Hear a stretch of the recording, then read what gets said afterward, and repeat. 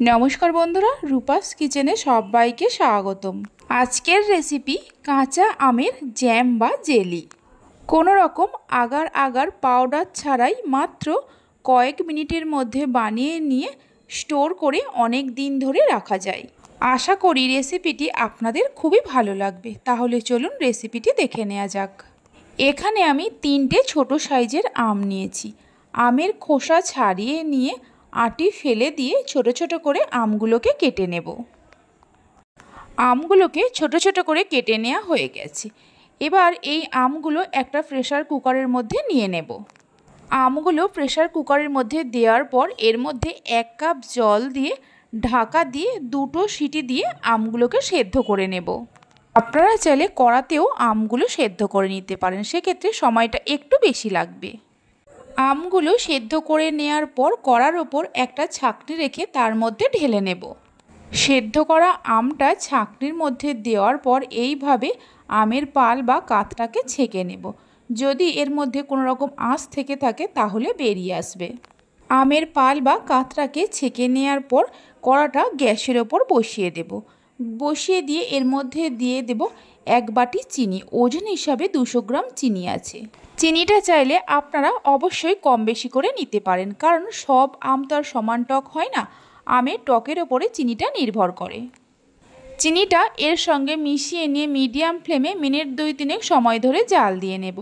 Minute 2-3 জাল দিয়ে নিলেই দেখবেন চিনিগুলো মেল্ট হয়ে গেছে। দেখুন চিনিগুলো মেল্ট হয়ে গেছে। চিনিগুলো মেল্ট হয়ে যাওয়ার পর গ্যাসের ফ্লেমটা লোতে করে এর মধ্যে দিয়ে দেব 2 ফোঁটা গ্রিন ফুড কালার।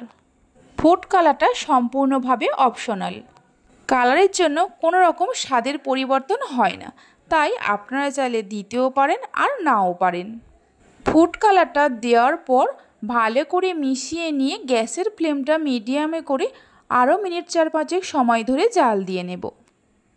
কোনো রকম আগার আগার পাউডার ছাড়াই বানিয়ে নিয়ে আপনারা অনেক দিন ধরে স্টোর করে রেখে দিতে পারেন।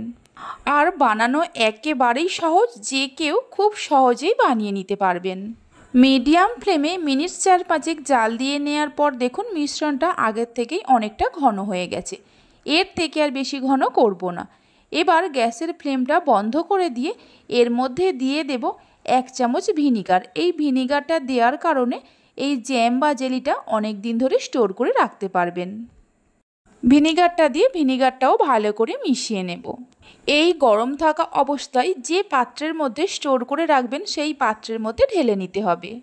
এই মিশ্রণটা খুব বেশি ঘনও হবে না, আবার খুব বেশি পাতলাও হবে না, মিডিয়াম ঘনত্বের করতে হবে। ঢেলে নেওয়ার পর এইভাবে রেখে ঠান্ডা হওয়া পর্যন্ত অপেক্ষা করব। ঠান্ডা হয়ে যাওয়ার পর আপনাদের দেখাচ্ছি। ফ্রিজে রাখার কোনোই প্রয়োজন নেই, বাইরে রেখেই ঠান্ডা করে নিতে হবে। ঠান্ডা হয়ে যাওয়ার পর দেখাচ্ছি, দেখুন কত সুন্দরভাবে জমে গেছে।